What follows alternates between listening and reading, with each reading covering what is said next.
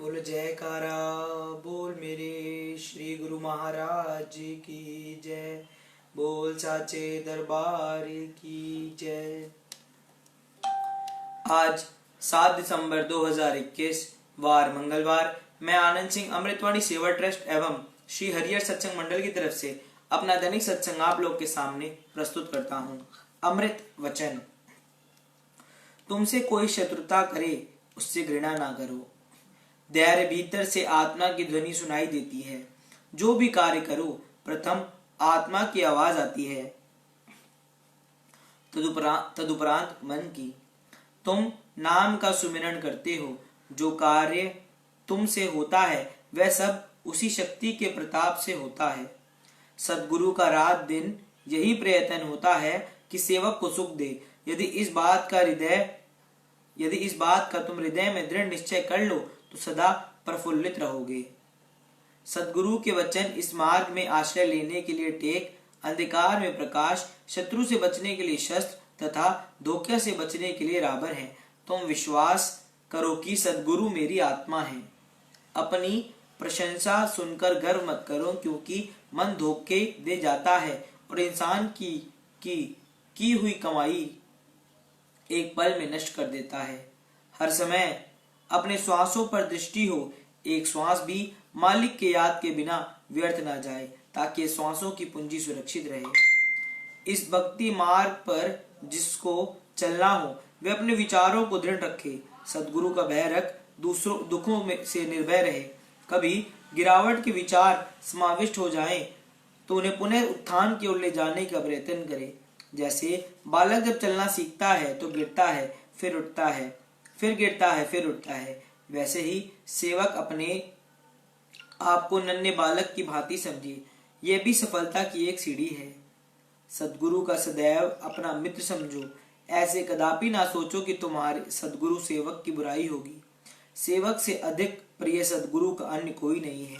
सेवक की उन्नति के लिए सद्गुरु बाहर से कठोर व्यवहार भी रखें तो उसे भक्ति समझो, और जो तुद भावे सही बलिकार का पाठ याद करो। यह जो माया का व्यवहार है उसका प्रभाव अशांति एवं दुखमय है। न दरिद्र सुखी है, न धनाढ्य, न परिवार वाला सुखी है, न अकेला, न बड़ा सुखी है, न छोटा। एक वही है जिसे पूर्ण सद्गुरु का नाम का सच्चा आधार है। सेवक को सदैव यही ध्यान रखना चाहिए कि सेवा करते समय इस माया के तुच्छ आनंद में मैं मेरी सुरती तो नहीं उलझ गई। कार्य करना है परंतु प्रसन्नचित रहना है। अपनी वास्तविक निधि सच्चे नाम का धन की सदैव निगरानी करते रहें तो सेवक को ज्ञात हो जाएगा। सतर्क होकर रुचिपूर्ण कार्य करें और विशेष ध्यान दें तो पूंजी सुरक्षित रहेगी। सेवक को मान हो तो सदैव यही हो कि मेरे सद्गुरु पूर्ण हैं, मुझे तीनों लोकों में का भय नहीं। यही पूर्ण विश्वास हो तो संसार की कोई हस्ती भी भयभीत नहीं हो सकती। सत्संग संजीवनी बूटी है, जिस समय सत्संग हो ध्यान से सुनकर अमल करना है। बोलने वाला चाहे कोई भी हो, परंतु उन्हें प्रेरणा तो मालिक की ही होती है। तुम वे वचन गांठ बांध लो तो तुम में परिवर्तन आ जाएगा। 68 तीर्थ गुरु के चरणों में जानो। सद्गुरु को अंतर्यामी समझकर बुराई से बचना चाहिए। यह विश्वास रखना चाहिए कि मैं जो कुछ करता हूँ सदैव चैतन्य पुरुष हैं, सब कुछ देख रहे हैं, उनसे कुछ भी नहीं छिपा है, वह सब कुछ जानते हैं। कर्म करने से कदापि पग पीछे नहीं हटाना चाहिए।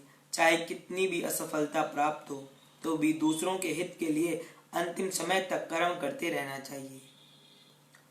जो आदमी बादशाह को प्रिय हो, दुनिया उससे कितनी नम्रता से चलती है, और जो रूहानी बादशाह सद्गुरु को प्रिय है उसका मान तो लोक पर लोक में होता है। ए मन, तुम जो दूसरों के अवगुण देख रहे हो, यह बताओ तुम अवगुणों से रहित हो? सेवा कार्य में जो तुम्हें सहयोग दे उसके आभारी बनो, क्योंकि उसने परामर्श की मंजिल की ओर बढ़ने में सहायता की है। किसी व्यक्ति में 100 अवगुण हो और 1 गुण हो तो भी तुम्हें उसके गुण ही गुण की ओर ही देखना चाहिए, परंतु तुम्हारी तो ये आदत है कि यदि किसी में 100 गुण हो और एक अवगुण हो तो तुम उसी एक अवगुण को ही निहार उसे बतलाओगे तथा अपने हृदय में उसके प्रति घृणा उत्पन्न कर लोगे। परंतु ये दृष्टि गलत है, इसे ठीक करो। मन की मति पर चाहे कितने ही तीर्थ तप दान करो तो भी पूर्ण सद्गुरु की शरण और कृपा के बिना मुक्ति नहीं मिलेगी। अभिमान का मार्ग त्याग कर अभिमान का मार्ग काल की ओर तथा नम्रता का मार्ग दयाल की ओर ले जाता है। गुरुमुखों की संगति खोज खोज कर करो और मनमुख की संगति एक पल भी ना करो। संसार के भोग रोग हैं, उन्हें भोगने से आत्मा रोगी हो जाती है। लोभ के वशीभूत होकर पाप और अन्याय ना करो। मालिक को सर्वव्यापक अंतर्यामी और सर्वकला समर्थ समझो। नाटक या सिनेमा देखने में मन में ऐसे विचार उठते हैं जो कि भक्ति मार्ग में उन्नति के लिए बाधा डालते हैं। इसलिए मन के विचारों को भटकाने से बचाने का केवल एक ही साधन है कि उसे सत्संग की तरफ लगाया जाए। बोलो जयकारा बोल मेरे श्री गुरु महाराज की जय। बोल साचे दरबार की जय।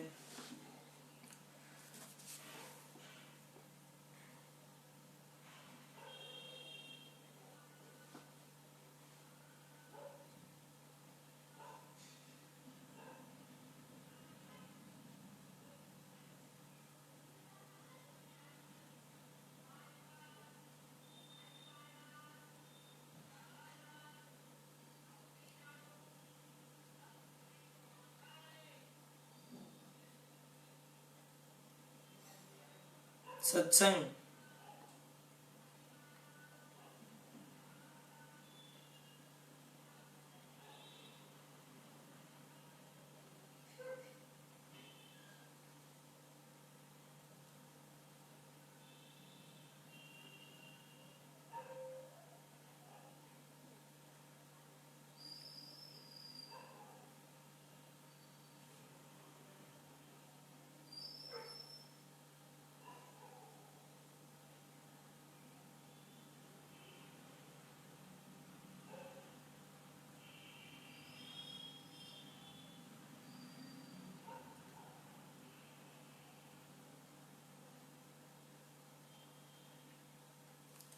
सत्संग काश हम उतना देख पाते। बहुत ही अच्छी कथा है। सारे गुरुमुख ध्यान पूर्वक सुनिए। मृत्यु के देवता ने अपने एक दूत को पृथ्वी पर भेजा। एक स्त्री मर गई थी, उसकी आत्मा को लाना था। देवदूत आया लेकिन चिंता में पड़ गया क्योंकि 3 छोटी छोटी जुड़वा लड़कियां एक अभी भी उस मृत स्त्री से लगी हुई चीख रही है, पुकार रही है। एक रोते रोते सो गई है, उसके आंसू उसकी आंखों के पास सूख गए हैं और स्त्री मर गई है और कोई देखने वाला भी नहीं है। पति पहले ही मर चुका था, परिवार में और कोई भी नहीं है। इन 3 छोटी बच्चियों का क्या होगा? उस देवदूत को यह ख्याल आया तो वह खाली हाथ वापस लौट गया। उसने जाकर अपने प्रधान को कहा कि मैं ना ला सका, मुझे क्षमा करें, लेकिन आपको स्थिति को पता ही नहीं है। 3 जुड़वा बच्चियां हैं, छोटी छोटी, दूध पीती। एक अभी भी मृत से लगी है, एक रोते रोते सो गई है, दूसरी अभी चीख पुकार रही है। मेरे हृदय ना ला सका। क्या यह नहीं हो सकता कि स्त्री को कुछ दिन और जीवन के दे दिए जाए? कम से कम लड़कियां थोड़ी बड़ी हो जाएं और कोई देखने वाला नहीं है। मृत्यु के देवता ने कहा तो तुम फिर समझदार हो गया। उससे ज्यादा जिसकी मर्जी से मौत होती है, जिसकी मर्जी से जीवन होता है। तो तुमने पहला पाप कर दिया और इसकी तुझे सजा मिलेगी। और सजा यह है कि तुझे पृथ्वी पर जाना पड़ेगा और जब तक तुम अपनी मूर्खता पर 3 बार हंस नहीं लेगा तब तक वापस नहीं आ सकेगा।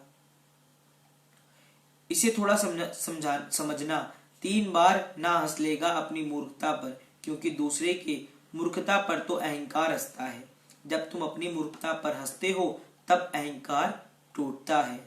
देवदूत ने बुरा नहीं माना, वह दंड भोगने को राजी हो गया, लेकिन फिर भी उसे लगा कि सही तो मैं ही हूं और हंसने का मौका कैसे आएगा।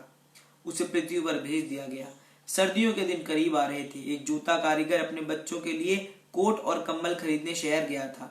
कुछ रुपए इकट्ठा करके। जब वह शहर जा रहा था तो उसने राह के किनारे एक नंगे आदमी को पड़े हुए ठिठुरते हुए देखा। यह नंगा आदमी वही देवदूत है जो पृथ्वी पर फेंक दिया गया था। उस कारीगर को दया आ गई और बजाय अपने बच्चों के लिए कपड़े खरीदने के उसने इस आदमी के लिए कंबल और कपड़े खरीद लिए। इस आदमी को कुछ खाने पीने को भी ना था, घर भी ना था, छप्पर भी ना था जहां वह रुक सके। तो कारीगर ने कहा कि अब तुम मेरे साथ ही आ जाओ, लेकिन अगर मेरी पत्नी नाराज हो, जो कि वह निश्चित होगी क्योंकि बच्चों के लिए कपड़े खरीदने गया था, वह पैसे तो खर्च हो गए, वे अगर नाराज हो, चिल्लाए तो तुम परेशान मत होना, थोड़े दिन में सब ठीक हो जाएगा। उस देवदूत को लेकर कारीगर घर लौटा। ना तो कारीगर को पता है कि यह देवदूत घर में आ रहा है, ना पत्नी को पता है। जैसे ही देवदूत को लेकर कारीगर घर में पहुंचा, पत्नी एकदम पागल हो गई, बहुत नाराज हुई, बहुत चीखी चिल्लाई और देवदूत पहली दफा हंसा। कारीगर ने उससे पूछा, हंसते क्यों हो, क्या बात है? उसने कहा, मैं जब तक 3 बार हंस ना लूंगा तब तक बता नहीं सकूंगा। देवदूत हंसा पहली बार, क्योंकि उसने देखा कि इस पत्नी को पता ही नहीं है कि कारीगर देवदूत को घर में लाया है, जिसके आते ही घर में हजारों खुशियां आ जाएंगी। लेकिन आदमी देख ही कितनी दुख दूर तक सकता है। पत्नी तो इतना ही देख पा रही थी कि एक कंबल और बच्चों के कपड़े नहीं बने, जो खो गया है वह देख पा रही है, जो मिला है उसका उसे अंदाजा ही नहीं है। मुफ्त में घर में देवदूत आ गया है। देवदूत उस कारीगर के घर काम करने लगा। क्योंकि वह देवदूत था, इसलिए वह जल्दी ही 7 दिन में ही उसने जूता कारीगर का सब काम सीख लिया और उसके जूते इतने प्रसिद्ध हो गए कि कारीगर महीनों के भीतर धनी होने लगा। आधा साल होते होते तो उसकी ख्याति सारे लोक में पहुंच गई कि उस जैसा जूते बनाने वाला कोई भी नहीं, क्योंकि वह जूते देवदूत बनाता था। सम्राटों के जूते वहां बनने लगे। धन अपरंपार बरसने लगा। एक दिन सम्राट का आदमी आया और उसने कहा कि यह चमड़ा बहुत कीमती है, आसानी से मिलता नहीं, कोई भूल चूक नहीं करना। जूते ठीक इस तरह के बनने हैं और ध्यान रखना, जूते बनाने हैं, स्लीपर नहीं, क्योंकि इस देश में जब कोई आदमी मर जाता है तब उसको स्लीपर पहनाकर मरघट तक लेकर जाते हैं। कारीगर ने भी देवदूत को कहा कि स्लीपर मत बना देना, जूते बनाने हैं। स्पष्ट आ गया है और चमड़ा इतना ही है, अगर गड़बड़ हो गई तो हम मुसीबत में फंसेंगे। लेकिन फिर भी देवदूत ने स्लीपर ही बनाए। जब कारीगर ने देखे कि स्लीपर बने हैं तो वह क्रोध से आग बबूला हो गया। वह लकड़ी उठाकर उसको मारने को तैयार हो गया कि तुम मुझे फांसी लगवा दोगे और तुझे बार बार कहा था कि स्लीपर नहीं बनाने हैं, फिर स्लीपर किस लिए बनाए? तभी सम्राट के घर से एक आदमी भागा हुआ आया। उसने कहा, जूते मत बनाना, स्लीपर बनाना, क्योंकि सम्राट की मृत्यु हो गई है। भविष्य अज्ञात है, सिवाय उसके और किसी को ज्ञात नहीं, और आदमी तो अतीत के आधार पर निर्णय लेता है। सम्राट जिंदा था तो जूते चाहिए थे, मर गया तो स्लीपर चाहिए थे। तब वह कारीगर उसके पैर पकड़कर माफी मांगने लगा कि मुझे माफ कर दे, मैंने तुझे मारा। पर उसने कहा, कोई हर्ज नहीं, मैं अपना दंड भोग रहा हूँ। लेकिन वह दोबारा हंसा। कारीगर ने फिर पूछा कि हंसी का कारण। उसने कहा कि मैं जब तक 3 बार हंस ना लूंगा तब तक नहीं बता सकूंगा। दोबारा हंसा इसलिए कि भविष्य हमें ज्ञात नहीं है, इसलिए हम इच्छा रखते हैं जो कि व्यर्थ है। हम इच्छा करते हैं जो कभी पूरी ना होगी, हम मांगते हैं जो कभी नहीं होगा, क्योंकि कुछ और ही घटना तय है। हमसे बिना पूछे हमारी नियति घूम रही है और हम व्यर्थ ही बीच में शोरगुल मचा रहे हैं। चाहिए स्लीपर और हम जूते बनवा रहे हैं। मरने का वक्त करीब आ रहा है और हम जिंदगी का आयोजन करते हैं। तो देवदूत को लगा कि वे बच्चियां, मुझे क्या पता उनका भविष्य क्या होने वाला है। मैं नाहक बीच में गया और तीसरी घटना घटी कि एक दिन 3 जवान लड़कियां आई। उन तीनों की शादी हो रही थी और उन तीनों ने जूतों के ऑर्डर दिए कि उनके लिए जूते बनाए जाए। एक बूढ़ी महिला उनके साथ आई थी जो बड़ी धनी थी। देवदूत पहचान गया, ये वे ही 3 लड़कियां हैं जिनको वह मृत्यु माँ के पास छोड़ गया था और जिनकी वजह से वह दंड भोग रहा है। वे सब स्वस्थ हैं, सुंदर हैं। उनसे पूछा कि क्या हुआ, यह बूढ़ी औरत कौन है? उस बूढ़ी औरत ने कहा कि यह मेरी पड़ोसिन की लड़कियां हैं। वो एक गरीब औरत थी, उसके शरीर में दूध भी ना था, उसके पास पैसे लत्ते भी ना थे और 3 बच्चे जुड़वा। वह इन्हीं को दूध पिलाते पिलाते मर गई। लेकिन मुझे दया आ गई, मेरे कोई बच्चे नहीं थे और मैंने इन तीनों बच्चियों का पालन पोषण किया।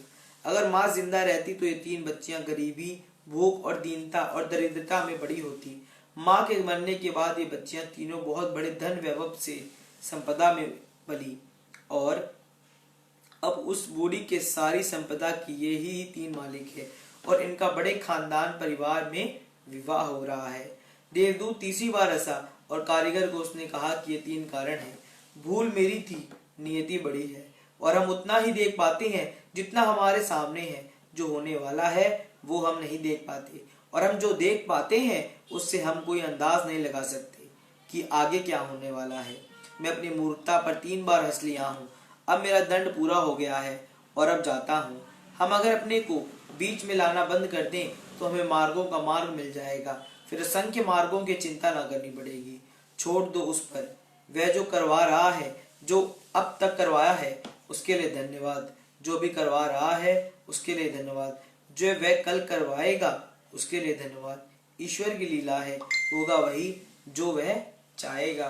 बोलो जयकारा बोल मेरे श्री गुरु महाराज की जय। बोल साचे दरबार की जय।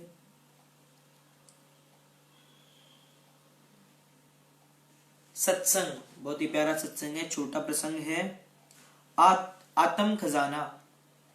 सत्संग का आदर करो प्यारे और खुद को पहचानो आप क्या हो और क्या कर रहे हो।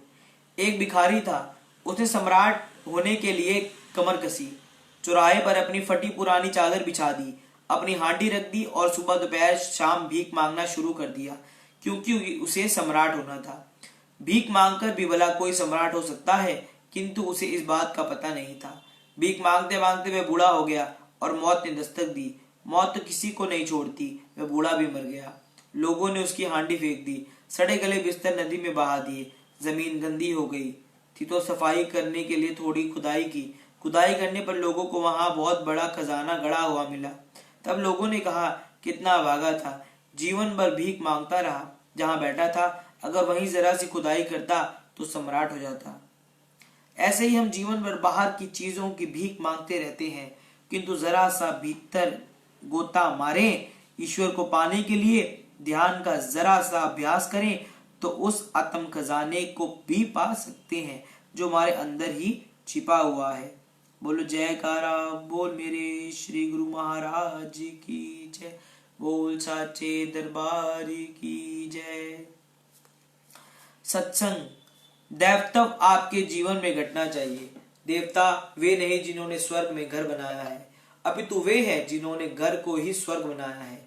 सद्गुण, सदाचार और सच्चरित्रों का जीवन में प्रवेश ही जीवन में दैवत्व घटना है और इन्हीं गुणों का रास ही जीवन में दैवत्व का घटना है। महत्वपूर्ण ये नहीं कि आप विशिष्ट बने, अपितु यह है कि आप शिष्ट बने। प्रयास अवश्य करो मगर महान बनने का नहीं, अपितु एक अच्छे इंसान बनने का। जहाँ एक अच्छे और सच्चे इंसान का निर्माण होता है, महान बनने की प्रक्रिया भी वहां प्रबंध होती है। महान बनने के लिए अगर कोई शर्त है तो वह मात्र इतनी है कि पहले एक इंसान बना जाए। मनुष्य जन्म मिलना यह कोई बड़ी बात नहीं है, मनुष्यता का जन्म होना यह बड़ी और दुर्लभ बात है। जो शुद्ध है वही सिद्ध है। भूल और भगवान मानो तो ही देखेंगे। बोलो जयकारा बोल मेरे श्री गुरु महाराज की जय। बोल साचे दरबार की जय। आज हम अपना दैनिक सत्संग यहीं पर समाप्त करते हैं। राम राम, जय सच्चिदानंद, सत श्री अकाल।